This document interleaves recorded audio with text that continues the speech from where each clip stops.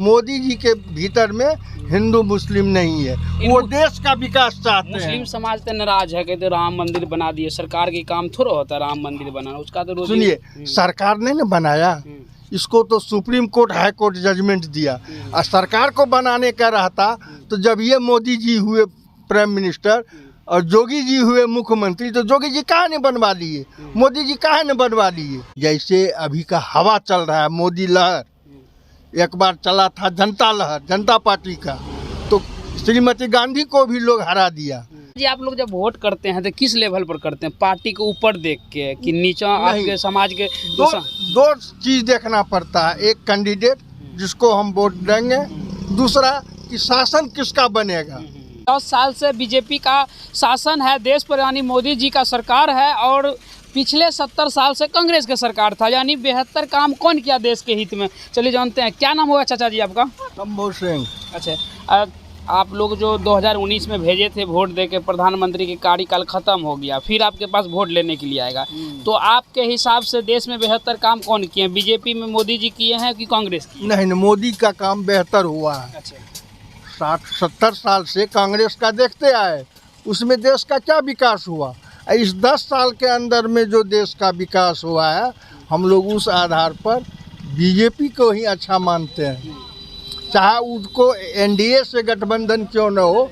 वैसे तो नीतीश कुमार को लोग दल बदलू कहते हैं, लेकिन फिर भी है तो हम लोग तो देख रहे हैं ऊपर का शासन, जो नीतीश कुमार चाहे वो दल बदलू हो, लेकिन अभी गठबंधन है मोदी जी से, तो उसी को जिताएंगे तब न मोदी जी का हाथ मजबूत होगा। अच्छा चाचा जी, आप लोग जब वोट करते हैं तो किस लेवल पर करते हैं, पार्टी के ऊपर देख के कि नीचे आपके समाज के? दो चीज देखना पड़ता है, एक कैंडिडेट जिसको हम वोट देंगे, दूसरा कि शासन किसका बनेगा।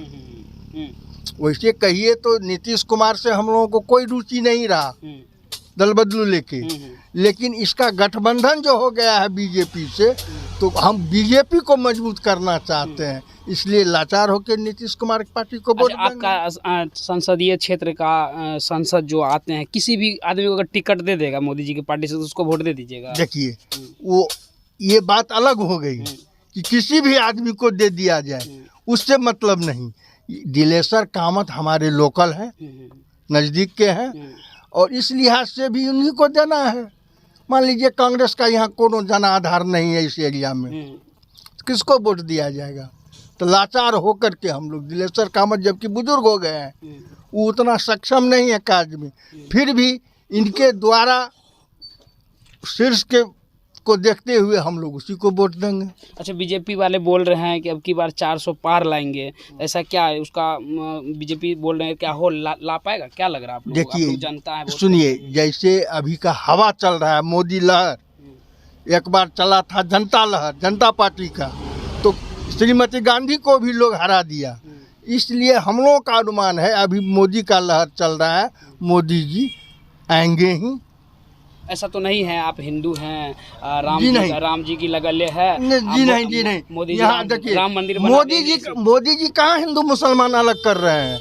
क्या हम लोगों को राशन या कोई भी सरकारी सुविधा मुसलमान को छांट के तो नहीं कर रहे हैं? किसान सम्मान निधि हो कि वृद्धा पेंशन हो, उसमें क्या मुसलमान भाई को छांट दिया? नहीं छाटा, सबको मिल रहा है, सबको मिल रहा है।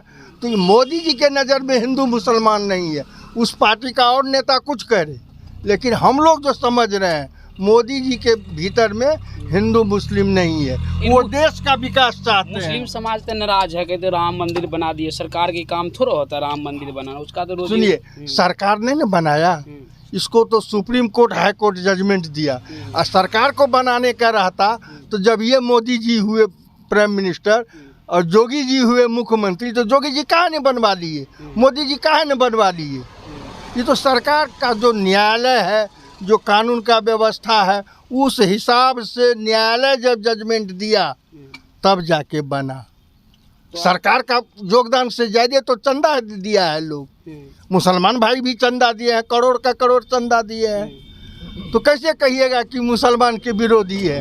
वो तो हर समाज में हर मनोवृत्ति का लोग रहता है, जिसको जितना बुद्धि है उस हिसाब से लोग मुसलमान का कई नेता है मोदी के ग्रुप में, बीजेपी में है ना। हम लोग के एरिया के शाहनवाज हुसैन है, वो भी तो मुसलमान है, वो काहे बीजेपी में है, प्रवक्ता बने हुए हैं, वो काहे ने विरोध करते हैं हिंदू मुस्लिम पर, वो क्या हिंदू है?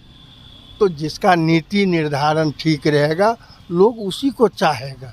तो क्या लग रहा है आपको चाचा जी 2024 में फिर मोदी जी भारी बहुमत से आएंगे क्या? बिल्कुल भारी बहुमत से आना चाहिए। वैसे हम अकेले बोल देंगे उससे नहीं होगा, लेकिन हवा जो है मोदी लहर, आप लोग इस गांव में हिसाब रहते से हैं, गांव का माहौल आपको पता रहता है, हाँ, एक आदमी से पता हाँ, रहता है। इस एरिया में तो मोदी जी को वोट होगा, चाहे वो दिलेश्वर कामत ही लोकसभा में क्यों नहीं खड़ा हो, वोट उनको मिलेगा। तो बिहार में 40 लोकसभा क्षेत्र है, तो इसका मतलब मोदी जी भी बोल रहे 40 के 40 हम जीतेंगे। देखिए ये हम नहीं कर सकते हैं, ये हम नहीं कर वोट सकते तो हैं। जनते ना देते हैं, हाँ, जनता जो सुनिए, बोलेंगे वही मोदी जी को बोलने से क्या जनता नहीं, हम लोग कोशिश में लगे हैं उसको भारी मत से जिताया जाए। मोदी जी को मोदी जी को भारी काम मत से बहुत परेशान है ना? बहुत बहुत खुश हैं हम लोग मोदी के काम से।